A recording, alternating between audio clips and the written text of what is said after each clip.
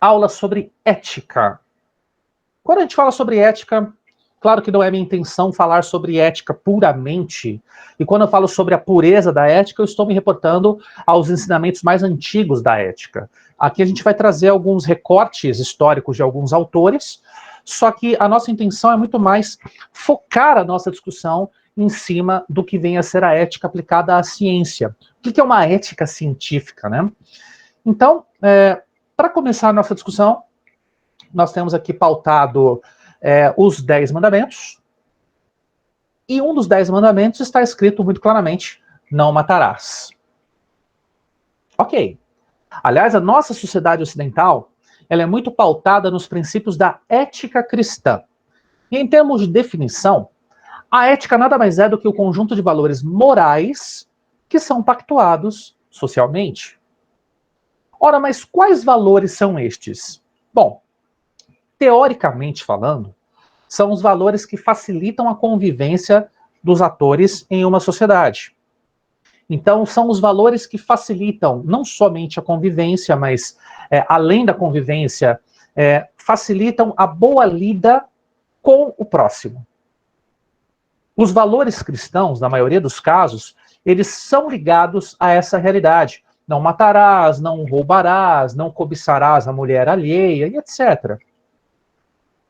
Porém, a gente precisa focar um pouco mais nessa questão da ética para identificar quais são os tipos de valores que nos levam a ter uma boa ética e uma ética ruim.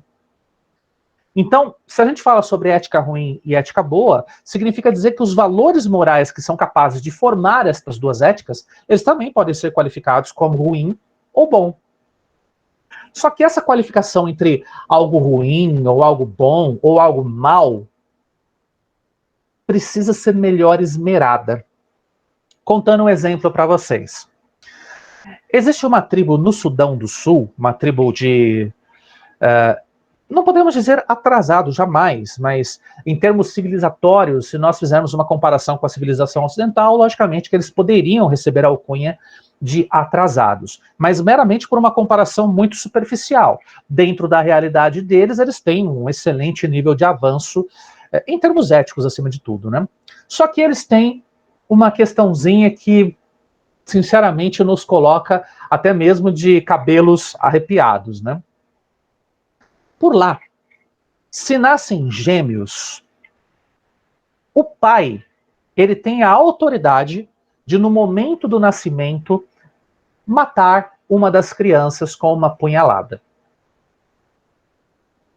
Aí a gente para olhar essa situação e pensa, mas meu Deus, que há de... por que tá fazendo isso, né? Vão matar uma criança? Mas como assim? Pois é, reza a lenda de que o ser humano é unitário. Então a mulher, quando recebe o dom de estar grávida, ela está recebendo um espírito que se materializará em um corpo. E este corpo, logicamente, se transformará num ser humano. Agora, se houver a materialização de dois corpos, o que vai acontecer é que um corpo recebe o espírito, até porque na cultura e na crença deles o espírito é indivisível. O outro corpo ficará vazio. E este corpo poderá ser o receptáculo dos espíritos malignos. Por isso que o pai, na hora do nascimento, com essa justificativa cultural, ele mata aquela criança. E ele mata, assim, na questão do olhar mesmo. Aquela criança que ele gostar é a criança que vai ficar. Aquela criança que tiver algo de estranho será eliminada. Agora vejam, se a ética ela tem esse julgo, né, de valores, o que é bom, o que é ruim, o que é bem e o que é mal, e essa é a ética clássica, para nós, quando nós estamos de fora, estamos observando os sudaneses fazerem isso, a gente pensa, não, isso é uma ética muito maligna, é uma ética muito nefasta, é uma ética que acaba quebrando todos os padrões de sobrevivência. Então não pode ser bom, é ruim. Só que para eles, dentro daquilo que é pactuado socialmente, é algo bom. É algo que pode evitar a presença do nefasto, algo que pode evitar a presença do maligno na sua sociedade. E em cima disso, então, para eles é um valor muito bom. Há a necessidade quase que imperiosa de se eliminar uma criança. Vejam então que essa questão da ética não é assim fácil de ser julgada. Na verdade, quando a gente define a ética como o julgo de valores pactuados socialmente que nos leva a julgar um determinado fenômeno como algo bom ou algo ruim, penso eu que essa definição acaba sendo um pouco superficial demais. Pois, isso que está em tela, não matarás. Ok. O fato de você não matar é algo bom. É o que nos leva a uma ética aceitável. É como se a ética fosse um conjunto de duas paredes paralelas e dentro nós temos um caminho. Se você percorre este caminho, você está sendo ético. Se você transgride esse caminho, você está cometendo faltas para com a sociedade e a sociedade pode lhe julgar como ruim do ponto de vista ético. A ética da maldade. Né? Agora, e essa situação?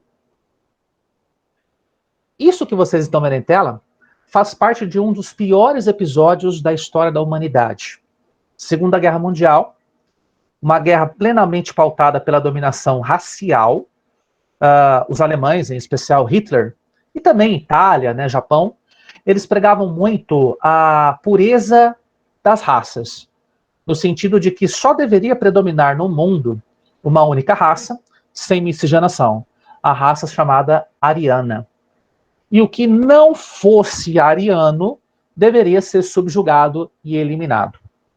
Tanto que o primeiro grupo populacional que adentrou a Auschwitz, que é um campo de concentração, foram os judeus, que foram em muito dizimados. Centenas, milhares de pessoas com as piores torturas que nós poderíamos imaginar. Câmara de gás, escravidão, amarrio, quebra de ossos, enterro vivo. A gente não sabe exatamente o que aconteceu dentro do campo de concentração de Auschwitz, mas na maioria dos casos, os que sobreviviam eram os mais fortes, que trabalhariam nesses campos de concentração. Os que estavam fadados a morrer já eram eliminados na medida em que passavam para dentro do portão. E vejam, e se nós estivéssemos dentro desse grupo? E se a gente precisasse matar para fugir de Auschwitz? Isso seria considerado uma ética boa ou uma ética ruim? Frente a isso aqui, ó. Não matarás. Se você mata, é um valor ético ruim. Mas aqui você está matando para fugir de uma situação de perigo. Não importa. Não estava escrito nos mandamentos, não matarás? Então nós transgredimos um valor. Percebe então como fica difícil a gente discutir sobre ética simplesmente pautando o seu conceito como uma mera diferença, uma mera dicotomia entre o que é bom e o que é ruim? Para isso, a gente precisa retroceder a nossa análise e começar a pensar um pouquinho melhor na definição, se utilizando de dois termos dicotômicos que não podem ser refutados de modo algum.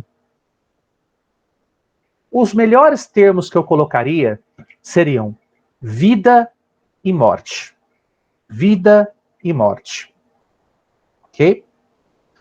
Vejam, por que vida e morte são questões mais definitivas? Vamos pensar novamente no exemplo do Sudão do Sul, dos sudaneses, dos homens que eliminam o filho gêmeo, o pior dos filhos, vamos assim dizer.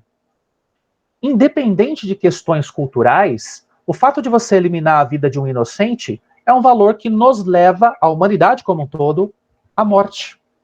E não à vida. O fato de nós matarmos alguém para fugirmos da opressão nos leva à morte também. Apesar de pensarmos assim, poxa, mas eu estou fugindo de uma situação de perigo, então há uma morte justificada? Estou matando para me defender? Não. Em definitivo, qualquer agressão, qualquer ataque mesmo que seja para sua defesa, faz com que você seja levado à morte. Muito mais no sentido de deixarmos de ser pessoas iluminadas. A iluminação da humanidade, ela vai de encontro a um cenário onde todos praticam valores que nos levam à vida. A vida individual e a vida coletiva. Veja que mesmo uma pessoa que saiu aqui de Auschwitz, que fugiu, em um determinado momento ela se viu frente a um dilema. Que é uma pessoa de paz, é uma pessoa de tranquilidade, que nunca sujou as suas mãos com o sangue de ninguém, mas ela teve que matar para sair dali. A culpa que ela sente é uma denotação muito clara de que, mesmo que você mate para se salvar, esse é um valor que te leva à morte e que leva o coletivo da humanidade à morte como um todo. Tá? Em termos de ética também, existem alguns passos históricos que a gente só vai falar mais brandamente. A gente não vai querer discutir com profundidade esse assunto aqui. Tá?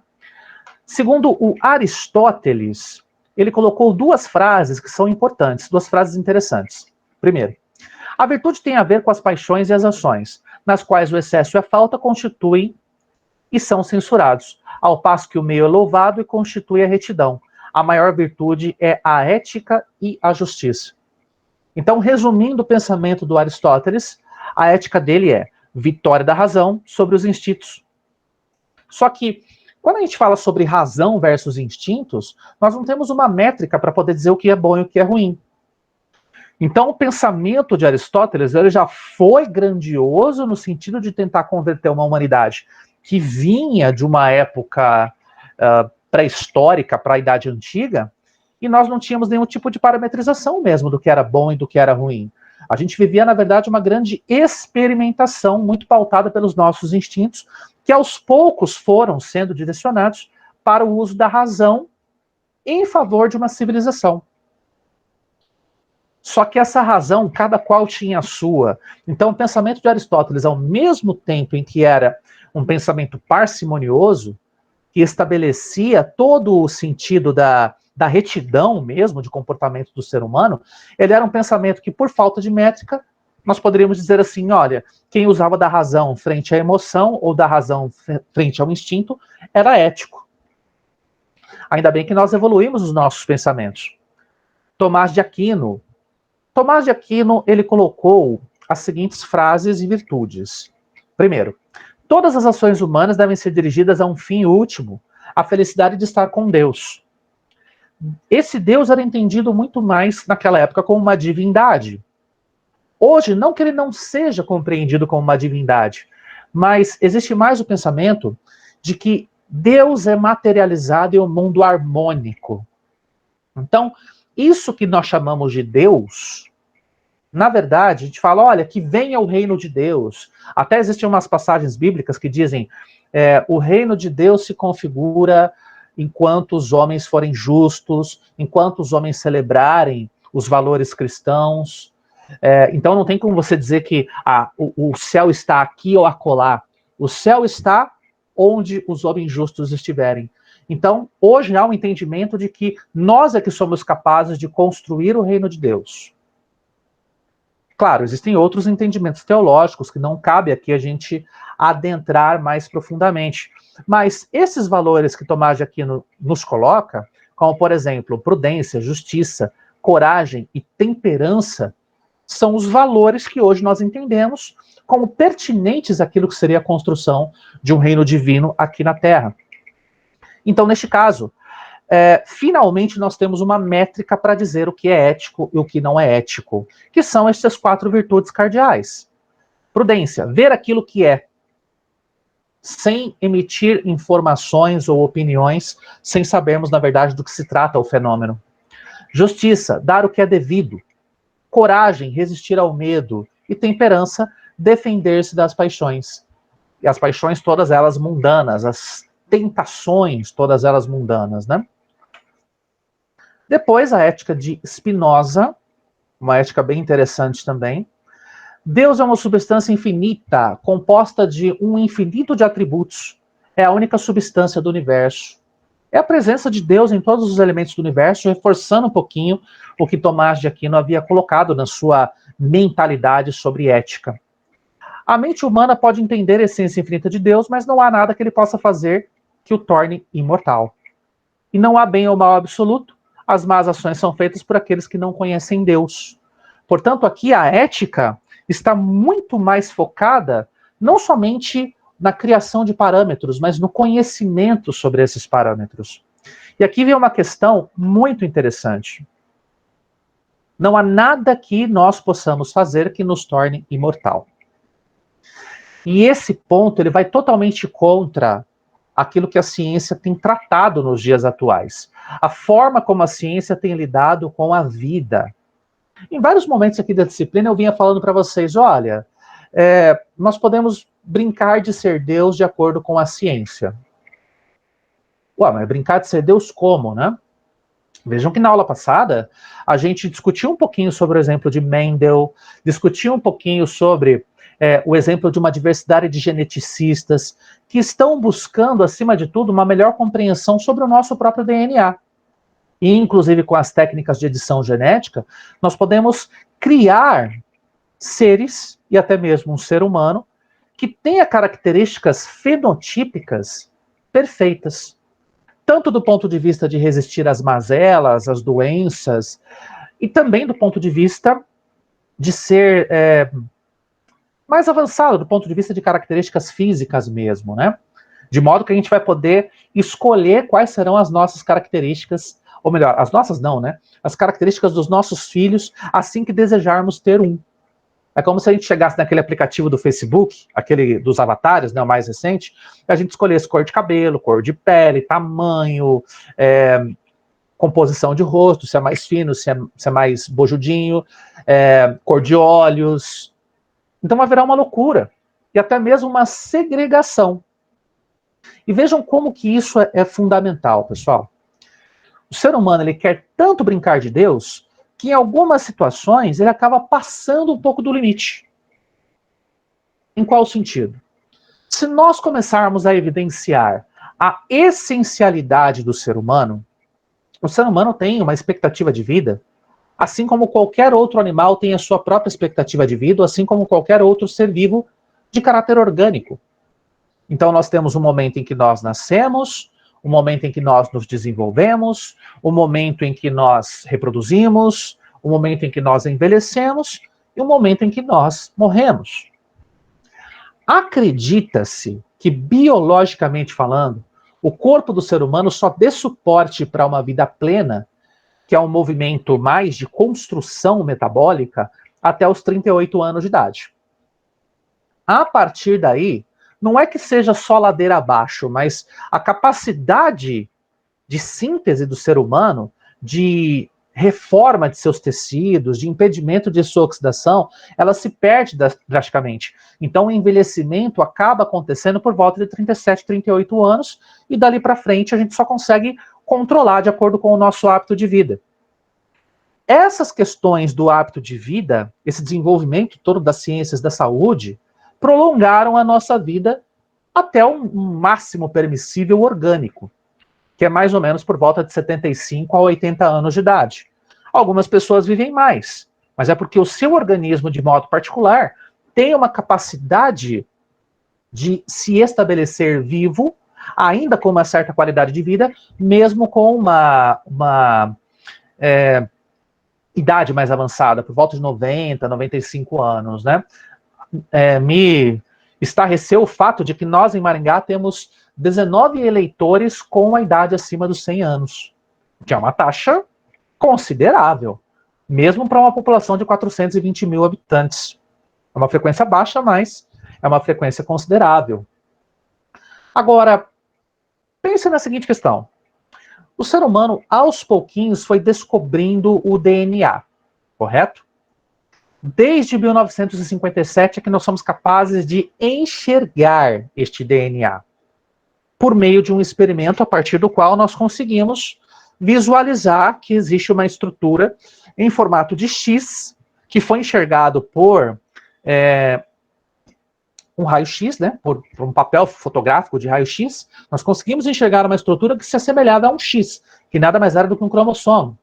E ao longo das décadas de 60, 70, 80, Nós conseguimos aperfeiçoar a nossa capacidade de enxergar essa molécula.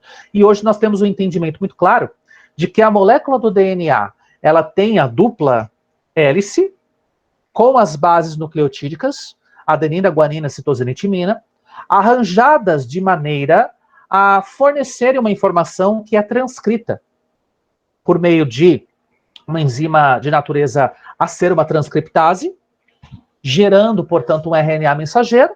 Esse RNA mensageiro vai de encontro ao ribossomo, por meio do RNA transportador, e lá nós temos o pareamento das bases, ou melhor, dos aminoácidos, para a formação das cadeias proteicas. E essas cadeias proteicas é que nos dão as características que nós temos. O ser humano ele passou a conhecer de uma forma tão aprofundada o seu DNA que ele descobriu que existem algumas sequências repetidas que são altamente conservadas mesmo em indivíduos que pertencem aos mesmos grupos. Então, nós temos a certeza de que o nosso DNA conserva alguma coisinha lá das bactérias. Aquelas mesmas bactérias que nasceram naquele famigerado oceano proteico, que é de onde surgiu a vida, supostamente, pelas teorias evolucionistas. Então, nós temos conservado o DNA de vários animais, de vários filos, de várias famílias, etc. E isso acaba sendo interessante no sentido de entendermos que há muito, entre aspas, lixo no nosso DNA. Ora, se há conservação de DNA de bactéria no nosso DNA, se a gente expressasse esse DNA, se fosse um DNA ativo, nós teríamos características de bactérias, mas nós não temos. Então significa dizer que esse trechinho de DNA está inativado, é um DNA chamado de lixo. Que na verdade é uma repetição que a gente também chama DNA tandem. Pois bem, só que descobriu-se que esse DNA tandem, concentrado na zona telomérica do nosso DNA, do nosso cromossomo, que é uma zona que tem um número muito elevado de repetições, ele tem uma certa diferença entre quem é mais novo e quem é mais velho. Essa zona telomérica, ela é muito grande nos bebês. Muito grande, muito volumosa. Agora, quando você compara essa mesma zona telomérica de uma pessoa mais velha, por volta ali de 60 anos, 70 anos, você chega à compreensão de que a zona telomérica é muito pequena. E esse foi um tipo de experimento que se repetiu várias e várias vezes. Então isso chamou a atenção dos nossos pesquisadores. E aí já começou aquela pulguinha, né, atrás da orelha do tipo, mas será que isso tem a ver com envelhecimento? Várias pesquisas foram desenvolvidas e chegamos à conclusão que, de fato, a ampliação ou redução da zona telomérica, ela tem a ver com envelhecimento. Os mais novos têm os telômeros maiores, os mais velhos os telômeros menores. Quase como se houvesse um desgaste natural desse DNA. Então ali, nós que brincamos de Deus, muito provavelmente queremos aumentar a nossa idade. Se a gente descobre qual é o mecanismo de oxidação dessa zona telomérica, a gente pode retardar essa oxidação, de modo a mantermos íntegro os nossos telômeros por muito mais tempo. Aí é que vem a pergunta. Se nós, seres humanos, temos essa expectativa de vivermos até 75 anos, quanto que vocês acham, em termos de estimativa, que nós poderíamos viver se o nosso telômero fosse conservado da máxima maneira, ou seja, que ele tivesse uma taxa de decréscimo a mínima possível? Quantos anos nós poderíamos viver? Não tenho nem ideia, professor. Mas olha, dá um chute aí, vai. Quanto que você imagina? É para chutar bastante? Você que manda. Uns 300 anos? 300. Eu ia chutar 200. 200. Quem mais chuta mais aí? Vamos lá. 300, 200. Quanto que vocês acham? 115 a Isadora. Mais algum número? 300, 200, 115. Olha, eu tô achando vocês bem pessimistas, para ser muito sincero. Sabe quanto? Segura aí na cadeira para não cair para trás. 970 anos. 970 anos, essa é a estimativa. Claro que podem haver outras estimativas a depender do artigo científico que você lê. Mas, de maneira geral, a gente consegue, teoricamente, fazer a conservação do telômero de maneira ao ser humano ter mais de 900 anos de idade. Isso é brincar de ser Deus. Ora, se a vida era para acabar com 75, 80 anos, por que a gente quer viver até 900 anos? Isso não seria um risco à sustentabilidade do nosso planeta, que já não suporta essa carga tão elevada, né, de poluição, de uso dos recursos? O planeta se encontra pressionado com a utilização desses recursos. Então imagina uma situação na qual a gente tem mais de 900 anos de vida. Seria uma pressão muito grande, tá? E o outro exemplo que eu poderia citar aqui para vocês sobre brincar de ser Deus são todos os equipamentos da área médica que nos ajudam a viver um pouquinho mais para sermos úteis mesmo depois da nossa morte. Os tais respiradores, a movimentação da nossa circulação com base em equipamentos de circulação artificial. A pessoa já não tem mais vida, de fato. Mentalmente falando, ela perdeu toda a sua capacidade de raciocínio, toda a sua capacidade cognitiva, ou seja, a sua essência. Ela apenas está ali na cama da UTI, aguardando a família para se decidir se os órgãos serão doados ou não. Isso é manutenção de vida. Teoricamente, a pessoa que está dependendo de um órgão, ela morreria. Só que nós, seres humanos, inventamos a doação de órgãos, a doação de tecidos, de modo a fazer com que a outra pessoa que está dependendo desse órgão ou de um tecido, ela sobreviva. Claro que isso aumenta a nossa qualidade de vida, são valores que nos levam à vida, mas a gente passa a se questionar.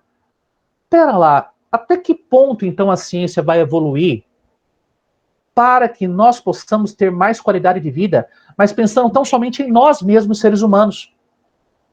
Nos esquecendo que existe toda uma ética que precisa ser aplicada no contexto mundial, para todos os recursos. O ser humano está sobrevivendo cada vez mais, mas a gente se esquece de fazer o planeta sobreviver cada vez mais. Então a gente está pensando num caminho dicotômico e inversamente proporcional. Enquanto o ser humano melhora a sua qualidade de vida, o planeta piora a sua qualidade de vida. Seja por degradação ambiental, seja por todas as insustentabilidades econômicas, seja pela pobreza, seja pela deficiência na distribuição de renda. E que ciência é essa que privilegia só o ser humano? Será que nós estamos vivendo um novo ápice do antropocentrismo? Ou será que nós estamos nos direcionando para um momento em que talvez não seja nem Deus nem o homem o centro das discussões, mas que a ciência está se movimentando para o centro de toda uma negociação monetária, de toda uma negociação financeira? Será que é isso que está acontecendo? Será que nós estamos vivendo um moneycentrismo? O dinheiro acima de tudo? Vale a pena a gente refletir sobre isso, tá? Bom, saímos de Spinoza, vamos voltar aqui para uma ótica de Max Weber. Essa aqui é mais aproximada daquilo que nós temos hoje, tá? A ética da convicção versus a ética da responsabilidade. A ética da convicção é o conjunto de normas e valores que orientam o comportamento na esfera privada. Então, é a lei moral.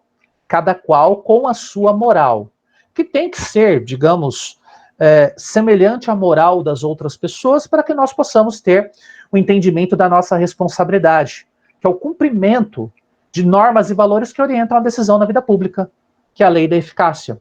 Então, a ética da convicção me diz respeito a tudo aquilo que eu tenho direito, enquanto indivíduo, e também quanto aos meus deveres.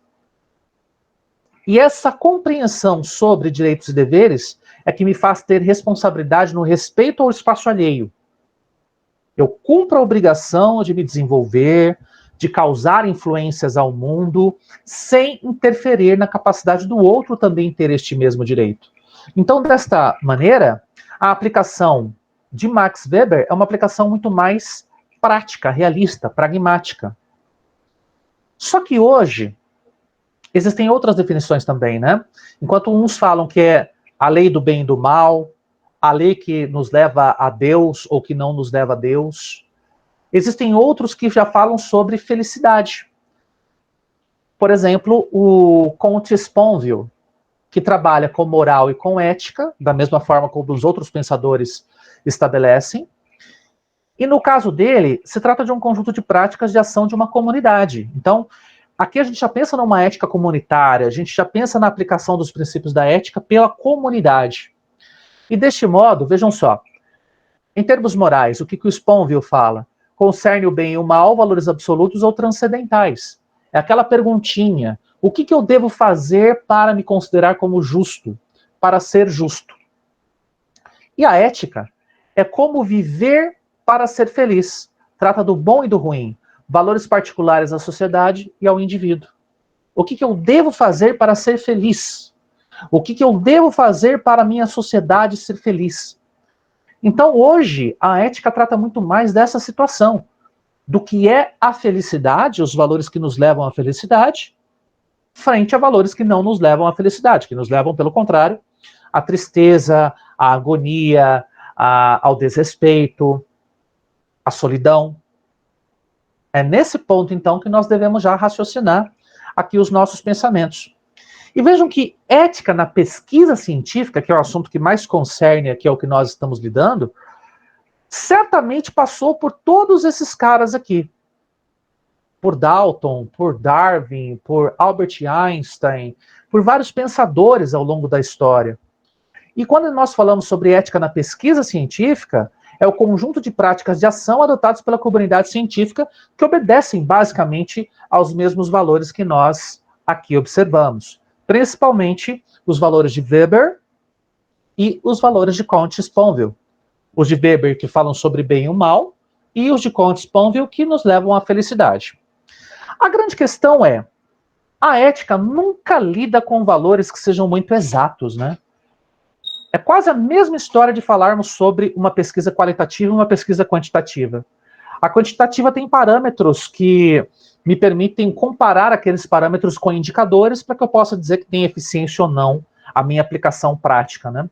Ou a minha pesquisa, de fato.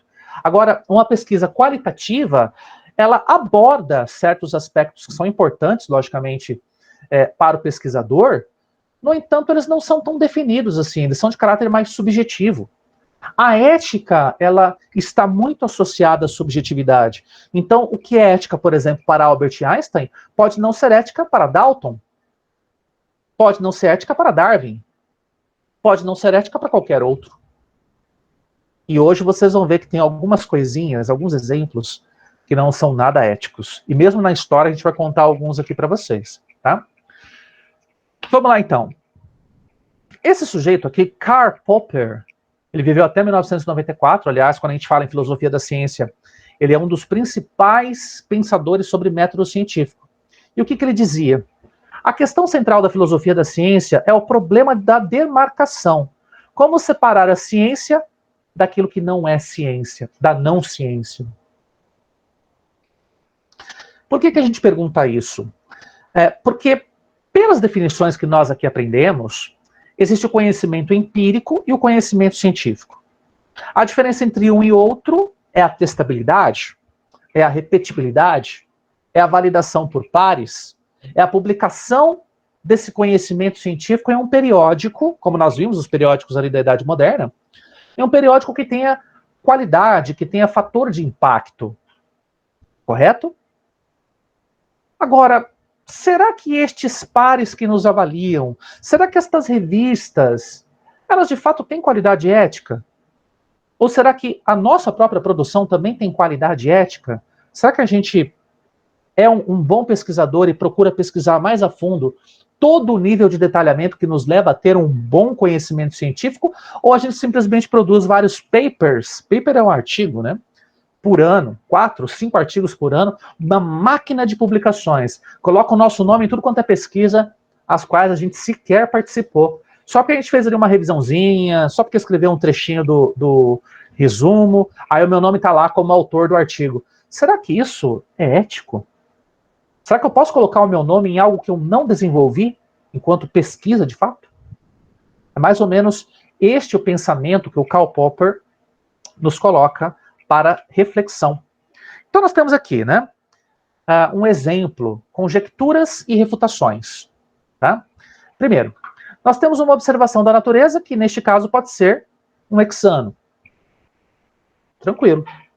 Aí nós temos algumas intuições do cientista Kekulé. Aqui nós temos uma observação de quem é o hexano, nós temos uma observação da natureza sobre o fato de todas as substâncias lembrarem um círculo ou formarem uma estrutura que, de certa maneira, é uma estrutura cíclica, e, de repente, a gente chega aqui ao anel benzênico. Mas isso aqui é uma conjectura. Afirmações plausíveis sobre o universo, que podem ser submetidas a testes críticos, mas nunca podemos saber se são verdadeiras ou não. Isso na época, tá? Isso na época. Nós não sabíamos exatamente qual era a estrutura química de um determinado composto, mas nós imaginamos, por uma intuição de um cientista, que o arranjo das moléculas deveria ser necessariamente circular. E aí nós formamos o anel benzênico. Mas tudo isso é, para não dizer conjectura, que é uma palavra muito bonita, né? Tudo isso é um achismo. Eu acho que é dessa forma. E essa conjectura passa a ser verdade. Hoje, claro, nós sabemos que a estrutura do anel benzênico obedece isso aqui mesmo. E até nós sabemos que existem estruturações de moléculas científicas que abordam o plano das 3 dimensões. Só que isso hoje é rastreado por meio de máquina. Isso hoje é rastreado por meio de um instrumento chamado cromatógrafo. O cromatógrafo nos diz qual é exatamente a molécula a qual nós estamos trabalhando. E nós podemos também ter outros equipamentos que nos permitem enxergar, de certa maneira, a estrutura de uma molécula. Mas, à época, tudo não passava de conjecturas. E as conjecturas, elas foram trabalhadas como verdades absolutas, até o ponto em que elas foram comprovadas. Então, aí que vem um detalhe, né? Uma conjectura, ela pode ser trabalhada como algo científico se a gente aprendeu que a ciência, ela é feita de repetibilidade, testabilidade, estatística, se ela é feita também com validação por pares que entendem muito do assunto. Como que um achismo pode entrar dentro de um artigo científico? Então é essa discussão ética, esse primeiro ponto inicial que o Popper nos falava. Hoje nós temos a certeza absoluta que somente aquilo que nós podemos comprovar de fato é que pode ser considerado como ciência. Qualquer outra coisa é conjectura, que pode ser amplamente refutada por uma outra conjectura. É a mesma coisa que nós dizermos para vocês, por exemplo, que cientificamente nós temos metano ali na estrutura do planeta Urano, na atmosfera. Ué, mas nós estivemos lá? Nós tivemos uma sonda que fez a cromatografia dos gases da atmosfera daquele planeta? Nós não sabemos. Basicamente fizemos o quê? Uma conjectura baseada num pensamento dedutivo de um outro planeta que apresenta condições similares. Então, se o planeta X tem condições similares de atmosfera, deduzimos que Urano tem a mesma atmosfera formada por metano. Mas ninguém esteve lá. Nós não conseguimos comprovar. Até porque nós estamos começando agora esse novo movimento de corrida espacial. Nós estamos agora querendo descobrir o universo que se encontra ao nosso redor. Mais uma vez provando que o ser humano sempre é muito curioso. Mas enquanto nós não podemos comprovar nada, segundo a ética estabelecida por Karl Popper, não podemos afirmar que existe ciência dentro de uma conjectura. Uma conjectura nada mais é do que um achismo, com base em alguns argumentos que ainda carecem de comprovação. Mas, mesmo assim, isso é publicado nas revistas. Até porque nós não temos nada de melhor, nada de mais preciso sobre um determinado conhecimento. Vejam que a própria gravitação universal ela foi tida como uma conjectura. Então nós temos lá a gravitação universal, que é do Newton, explica os movimentos dos planetas medidos por Galileu e Brahe. Mas a gravitação é uma ideia anti-intuitiva. Anti-intuitiva em qual tipo de situação? Olha só, o que o Brahe e o Galileu diziam? Eles observavam a Lua no entorno da Terra. E diziam que a Lua, na verdade, estava sendo atraída pela Terra, pela massa da Terra. Então, basicamente, nós temos dois corpos, que foram traduzidos depois pela conjectura de Newton como corpo de massa M1 e o corpo de massa M2, ambos se atraindo com a mesma força vetorial. Só que esta conjectura aqui de Newton não previa qual era o tamanho dessa força frente a estas observações. Porque segundo isso aqui, ó, nós temos lá, F1 é igual a F2. Como que corpos de massas diferentes se atraem com a mesma força? Foi uma conjectura que Newton teve, claro, posteriormente foi remodelada. O que Brahe e Galileu fizeram foi identificar uma determinada situação, que a Lua orbitava a Terra, e hoje nós sabemos que, na verdade, a Lua ela está cada vez mais se afastando da Terra, o que refuta totalmente a ideia de que a Terra, tendo mais massa que a Lua, ela atrairia a Lua até o momento em que a Lua se chocaria com a Terra. Se essa ideia aqui, né, estivesse correta, se os dois corpos se atrairiam com a mesma força, como explicar que cada vez mais a Lua está indo embora? E existem dados, cada vez mais observados na história moderna, que comprovam que é uma coisa assim, michuruca, 3 centímetros por ano. 3 centímetros cada vez mais longe da Terra. Então quer dizer que essa conjectura aqui é válida? Esquisito, né? Mas isso aqui é tido como lei. Olha o que Newton dizia. Ainda não fui capaz de descobrir a causa dessas propriedades da gravidade a partir dos fenômenos, e não fiz hipóteses. Basta que a gravidade realmente exista e atue de acordo com as leis que expliquei, e que serve abundantemente para explicar todos os movimentos dos corpos celestes. Ah, seu Newton. Então é assim? Eu expliquei, tá valendo? Ó. Anguiluse. Então quer dizer, o Newton falou, vamos seguir?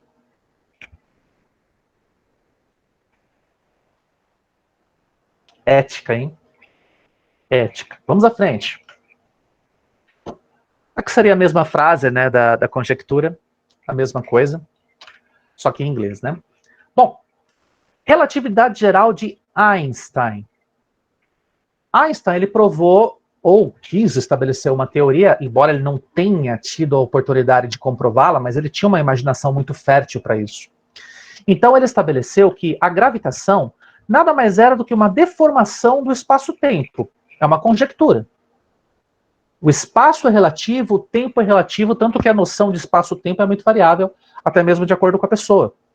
E acredita-se, até falei na aula passada, que essa questão da noção de espaço-tempo deriva muito da termodinâmica. E aí ele criou algumas hipóteses que hoje puderam ser confirmadas, podemos assim dizer, mas confirmadas de modo indireto, tá? Não é que houve a comprovação plena, mas vejam, o próprio Einstein dizia, um corpo de massa muito grande, como seria o Sol, como seria Júpiter, Saturno, etc., eles têm a capacidade de deformar o espaço ao seu redor. E aí, aqui nós temos a sonda Cassini, que hoje está lá pelas bandas de Saturno mesmo, até mais à frente eu diria, e ela partiu da Terra se utilizando da gravidade do Sol para ganhar um impulso para vir até a órbita de Saturno e enviar as suas ondas eletromagnéticas aqui para a Terra se utilizando dessa mesma deformação. Então, de certo modo, aquilo que o Einstein estabeleceu como conjectura nos parece válido por conta destes fenômenos que estão acontecendo.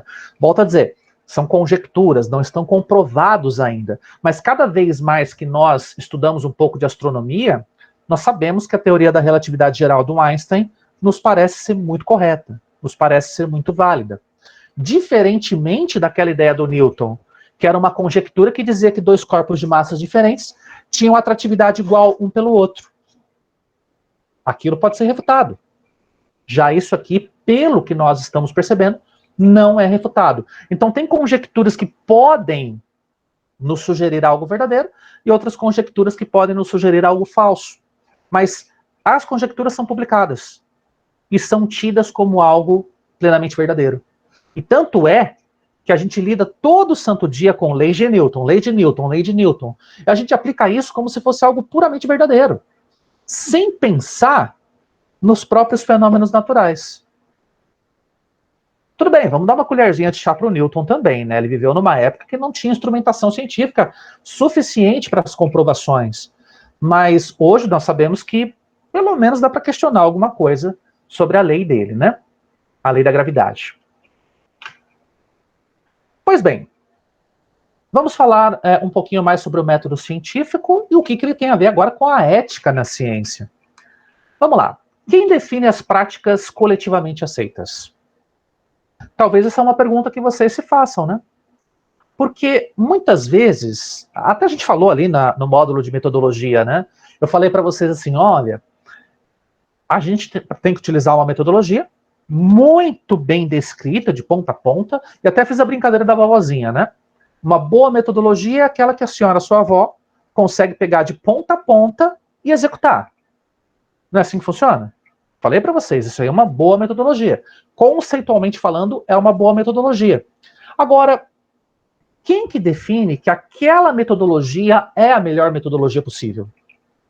Sendo que nós temos até pesquisas de caráter metodológico que atuam sobre a metodologia para validar talvez uma nova metodologia que seja mais eficiente que a metodologia antiga. Quem define isso é a comunidade científica. Autorreferente e autorregulada.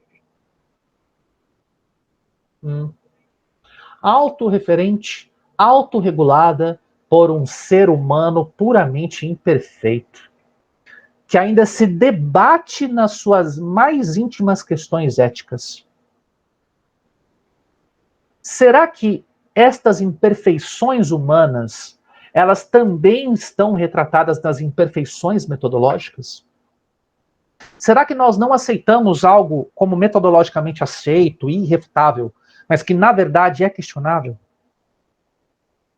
Então, este pensamento que eu trago para vocês é um pensamento, no mínimo, curioso, né? Nós estamos vendo que quem define é a comunidade científica. Tudo bem, eles estudaram demais para saberem o que sabem e para serem referências nas suas áreas. Isso, ok. Mas será que não existem outros métodos? Outros caminhos? Se eu não fizer de acordo com a cartilha deles, eu tenho certeza que o meu artigo não será publicado, mas isso não quer dizer que o conhecimento que eu desenvolvo não pode ser científico. Mas na prática é isso que acontece. O que é ciência e o que não é ciência? No fundo, o que é ciência obedece essa cartilhazinha aqui, ó. O que não é ciência é o que está fora. Estão percebendo?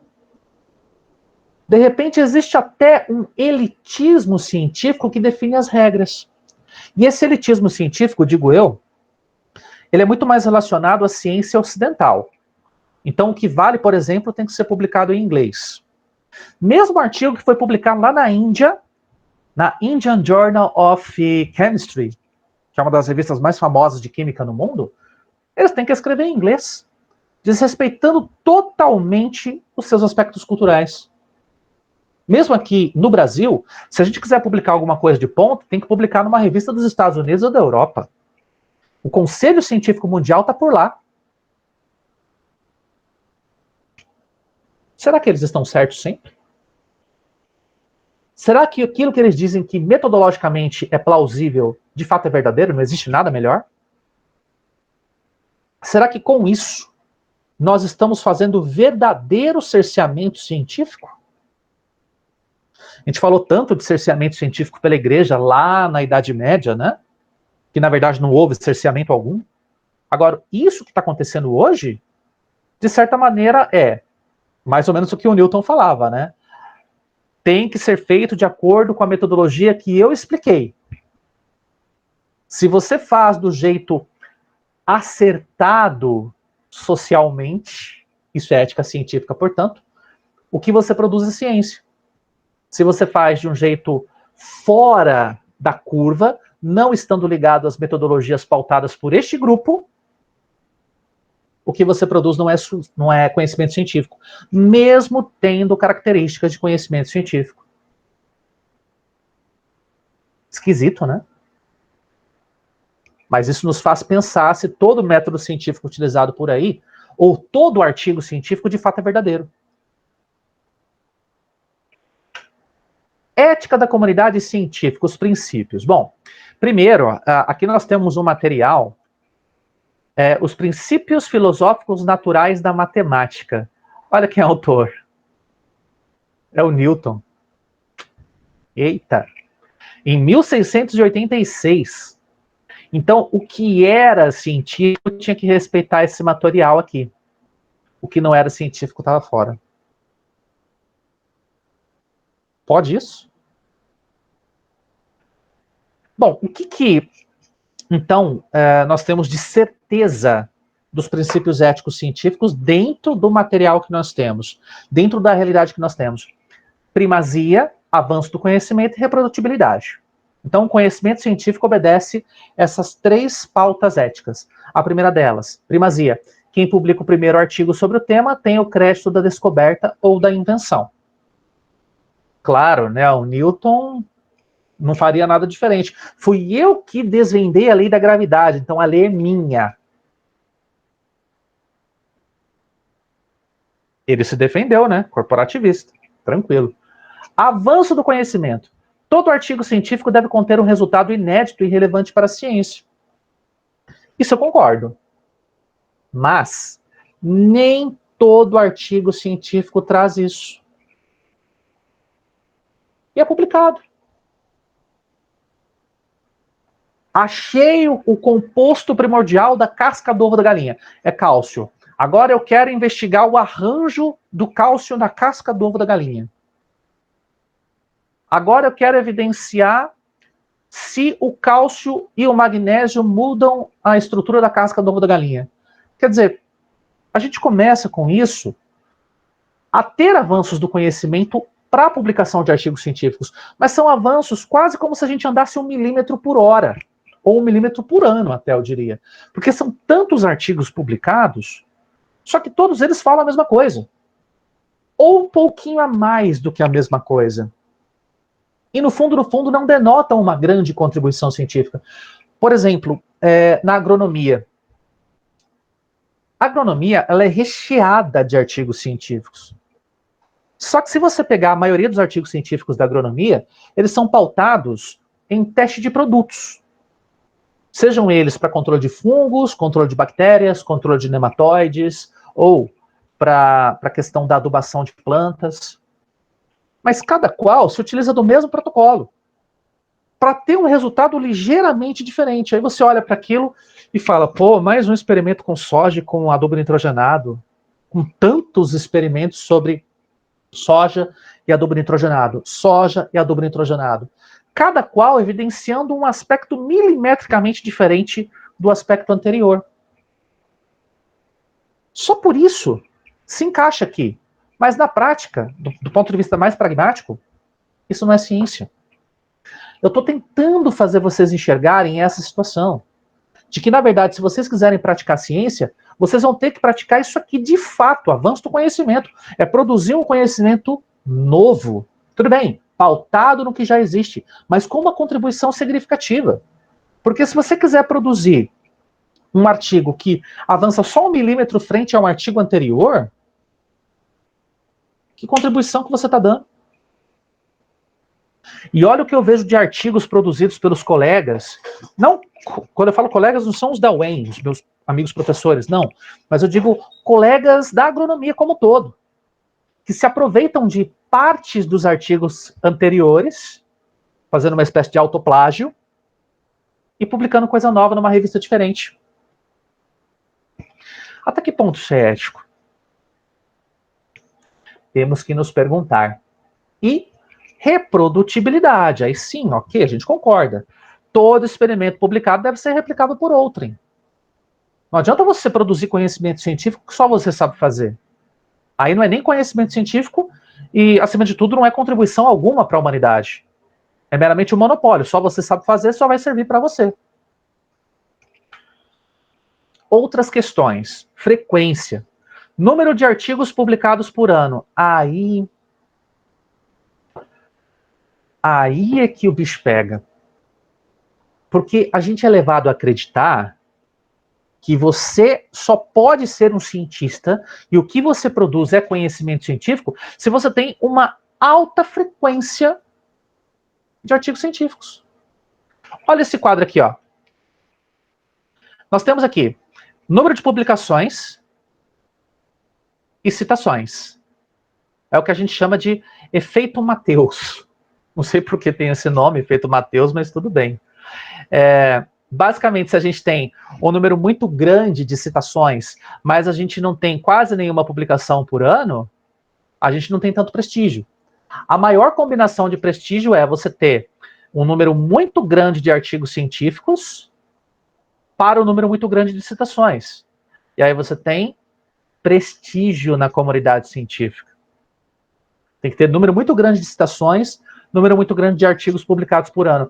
Aí eu pergunto, quem vai publicar 10, 15, 20 artigos por ano para se tornar uma referência na área? Não é todo mundo que consegue, né? Principalmente nós aqui dos Países Baixos, do Sul. Quando eu falo Países Baixos, é estar no Sul, não é porque nós somos a Holanda, não, tá? E também os recursos, capacidade de conseguir dinheiro para pesquisa. Aqui a gente não consegue. Não temos tantos recursos para pesquisa. Então, o nosso sonho de vermos bons pesquisadores brasileiros como referências no mundo é um sonho para lá de distante. Porque a gente sabe que um país desigual, um país que tem pobreza, ele nunca vai respeitar os requisitos da ética da ciência. Pode respeitar, por exemplo, talvez a frequência, talvez o impacto, talvez a reprodutibilidade, mas ele não consegue recurso. Então a gente sempre vai ficar atrás da vanguarda da ciência. Esse é um valor que precisa ser rediscutido, né? Do ponto de vista de políticas públicas para incentivarmos, de fato, a ciência. Olha só que interessante essa charge, pessoal. Aqui está o pesquisador, digamos vocês. Vou pegar a Isadora aqui, ó. A Isadora está caminhando para lá. Paper accepted, ou seja, artigo aceito numa revista. Aqui, ó, a comunidade científica, a galera da paulada. Você vai passar nesse corredor polonês aqui, e essa turminha aqui são chamados pares. É a comunidade científica.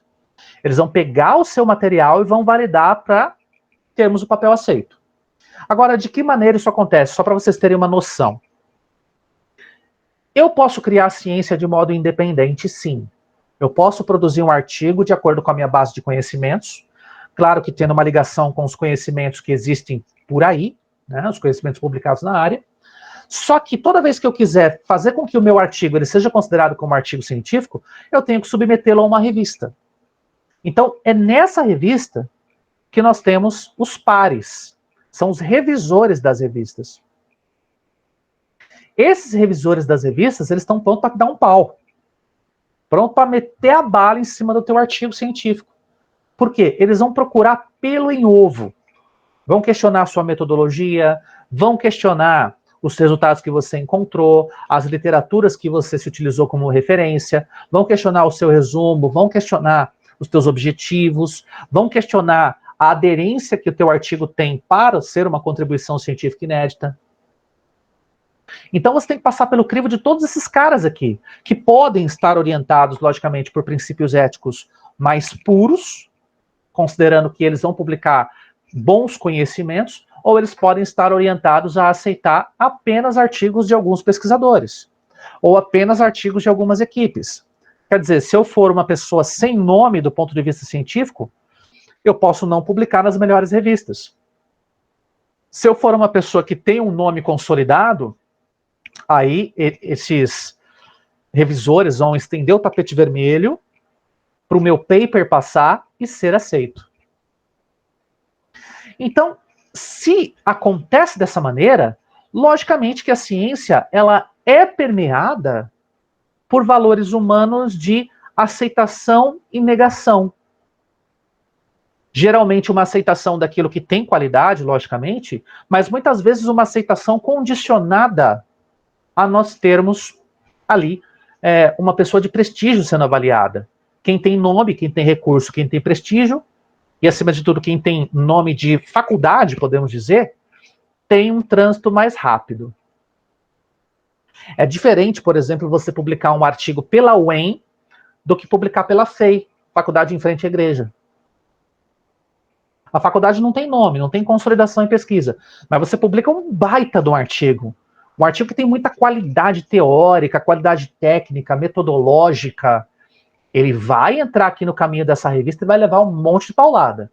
E eles vão falar assim, nós não podemos publicar o seu artigo porque ele está inconsistente nisso, naquilo, outro. Meu amigo, é porque você não tem nome. Não é só por falta de qualidade do seu texto, não. O teu texto tem qualidade, mas se você não tem o compadrio, você não avança. E aí a gente vai falar em ética na ciência? Difícil, né? É cena que acontece, beleza? Tô trazendo isso para vocês porque são cenas que acontecem no nosso dia a dia. Então, mesmo dentro da ciência, que seria uma área do conhecimento que levaria o ser humano à iluminação, tem esse tipo de aventura. Na revisão por pares, então, metodologicamente falando, o que acontece? Aqui nós temos os nossos amigos revisores. Chega um monte de paper para eles. Por exemplo, Arta Cienciarum Agronomy, que é aqui da UEM. Nós temos os nossos revisores. Chega um monte de paper para eles, ó. Um monte. A mesa fica cheia. Aí o editor recebe. Existem revisores externos. Então, a Acta Cienciarum Agronomy, por exemplo, é da UEM, é do curso de agronomia da UEM. Nós temos os nossos revisores internos, que são professores do curso de agronomia, mas nós temos revisores convidados de outras universidades, que também são universidades de nome. São profissionais de respeito. Eles não convidariam, por exemplo, uma pessoa que não tem nome para ser revisor de uma revista. Ok?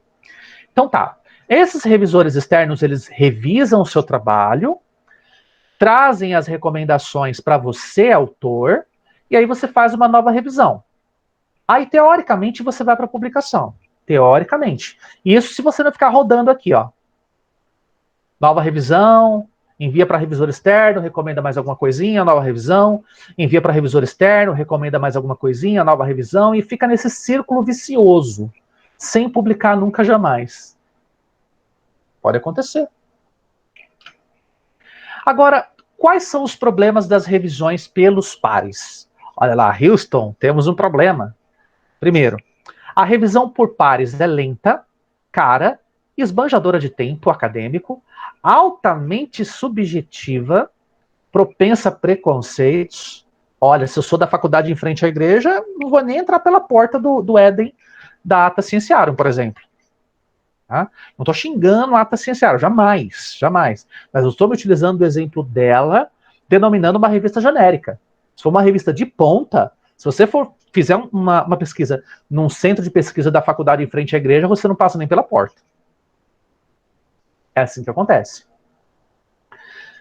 Facilmente abusada, pobre na detecção de defeitos graves e quase inútil na detecção de fraude. Sabe por quê? Ao mesmo tempo em que ela pode não aceitar uma ciência de qualidade só porque o cientista e a sua instituição não têm nome, ela pode detectar, ela pode aceitar, melhor dizendo, uma pesquisa de um sujeito que tem nome e que foi plagiada, e que foi fraudada. Quer ver? Vamos lá. Primeiro, aspecto da subjetividade, depois eu falo de algumas fraudes, tá? Nós temos aqui 50 pedidos de financiamento da Agência Nacional de Química, né? Isso considerando o exemplo do Cole e colaboradores. chance e consensos na revisão por pares. Isso aplicado lá na revista Science, em 1991, tá? Nós temos aqui itens que foram avaliados de maneira independente, e aqui nós temos uma conclusão muito clara. Julgamento depende de quem revisa. Só para vocês entenderem, aqui nós temos um ranking que diria para você assim, olha, a tua publicação ela vai ser publicada se ela atingir o NFS de 50, ou desculpe, NSF de 50. Aí nós temos aqui um segundo revisor.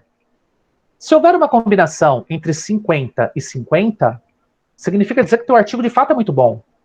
A subjetividade foi nula. Agora, vejam este caso aqui, ó, em particular. Deixa eu ver se eu encontro. Esses dois aqui que estão nos asteriscos, ó. É exemplo de um mesmo artigo. Aqui, primeiro revisor determinou um ranking talvez de 32. O segundo revisor determinou um ranking de 20.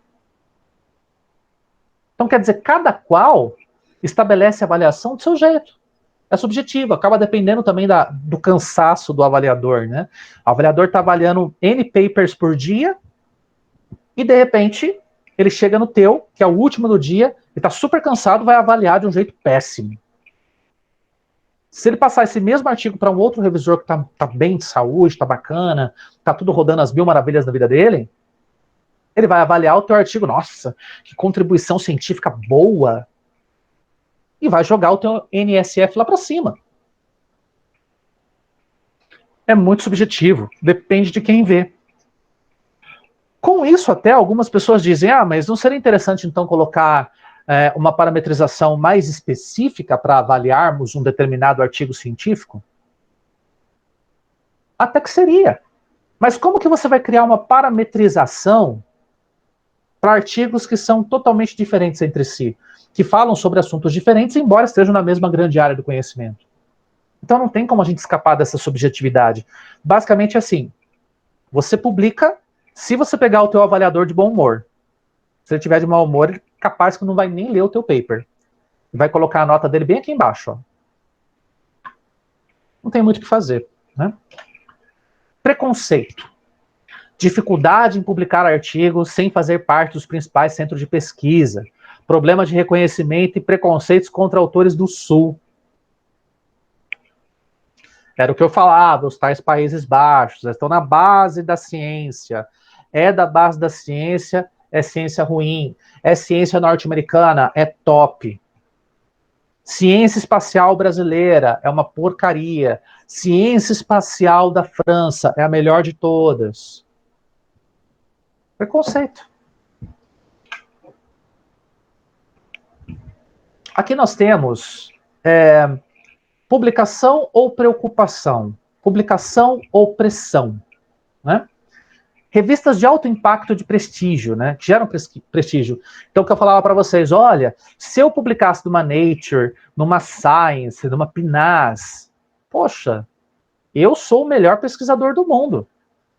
Então, quem consegue publicar aqui, quando consegue, ele é um cara super prestigiado, mas ele tem que se manter ali para continuar com o seu prestígio. Então, ele vive o tempo todo sob pressão. O tempo todo ele está sob pressão. Então, na verdade, ou você é um cientista por gosto e produz conhecimento, só que com o tempo esse seu gosto vai se esvaindo, você vai ficando muito cansado, né? Como se você fosse uma laranja sendo espremida pelo mundo científico. Você vai sendo espremido até a última gota, porque você ainda quer manter o seu nome, quer publicar nas melhores revistas. Então você fica se preocupando em publicar por publicar. E isso nos leva simplesmente à produção de artigos científicos que não são nada contributivos para a nossa sociedade. E nós temos também um grande paradoxo da ciência, né? Vejam só, enquanto que nós temos aqui o prêmio Nobel, que estabelece uma espécie de prêmio científico, mantendo praticamente o modelo medieval, ou seja, é um fulano que ganhou o prêmio Nobel de Ciência, prêmio Nobel de Economia, prêmio Nobel da Saúde, prêmio Nobel da Paz. Tudo bem, é um reconhecimento por uma pessoa. Mas quando a gente fala sobre ciência, a ciência ela não é construída por um único pensador. Já se foi o tempo em que a gente falava de grandes pensadores. Talvez o último grande pensador da atualidade tenha sido Stephen Hawking. O Albert Einstein já passou há muito tempo, há mais de 100 anos. Antigamente a gente tinha tantos pensadores, né? Fibonacci, Descartes, a questão do próprio Newton, né? A gente falava de nomes em separado porque cada um criava a sua teoria. Agora, hoje nós não temos isso. A ciência, ela exige grandes investimentos para produzir resultados inovadores e, ao mesmo tempo, existe o grande investimento nas equipes. Então, por exemplo, o que eu falava lá na aula passada, né, no colisor de Hadrons, que é aquele enorme lá de 25 quilômetros de diâmetro, é isso aqui. É um investimento de altíssimo custo para tentarmos reproduzir o Big Bang. E até hoje, sendo muito sincero, foram algumas contribuições científicas, mas não foram tantas contribuições científicas quanto as contribuições com esse caráter repetitivo, com um pouquinho a mais, milimetricamente a mais, de contribuição. Fazer o quê, né? Então, na prática, a teoria é outra. E aí a gente chegaria nos efeitos perversos da primazia, ou seja, aquele que publica primeiro detém a teoria. Então aqui nós temos só o último exemplo, para a gente poder fechar aqui a nossa aula. Darwin e a publicação da Origem das Espécies, que foi o livro que ele publicou sobre a origem das espécies, né? Nós tivemos, então, algumas notas de Darwin sobre a árvore dendrológica, né, que tentava ligar as espécies do ponto de vista evolucionista. Inclusive, eu volto a dizer para você, Darwin foi um dos poucos que foi a Galápagos, que é uma ilha que fica ali próxima do Oceano Pacífico Central, é uma ilha do Equador na atualidade, e por lá ele viu os tentilhões e viu também aquelas tartarugas de pescoço mais elevado, com aquela parábola no casco, né? Então ele fez as suas anotações a respeito dessas espécies. Opa, isso. E aí nós tivemos também o Wallace e a teoria da seleção natural. Só que quem ouviu falar de Wallace? E as descobertas do Wallace, em termos de amplitude, elas são muito maiores, não tenho dúvida. Ele foi para o Amazonas, ele foi para a Indonésia, descreveu flores, descreveu espécies de peixes. O cara teve uma evolução científica muito mais palpável, vamos dizer assim, frente ao Charles Darwin. Só que Darwin ficou mais notado, porque ele foi o primeiro que descreveu a ligação dendrológica entre as espécies, a filogenia entre as espécies, enquanto que Wallace foi lá, descreveu as espécies, fez um trabalho muito grande pela ciência, só que ninguém fala nele. Assim é com Newton e tantos outros. Assim é com Fibonacci e tantos outros. E não tem só a questão da primazia também, tá? É a questão do preconceito junto à primazia. Porque vocês viram lá nos Gênios do Oriente que nós temos lá Mahava, Brahmagupta, e quem fala desses caras hoje? Que foram base para o desenvolvimento dos conhecimentos matemáticos do Ocidente no século XVII. Ninguém fala desses caras. Fazer o quê, né? Bom, pessoal, a gente já não tem tempo para mais nada. Eu agradeço demais a atenção de vocês, tá?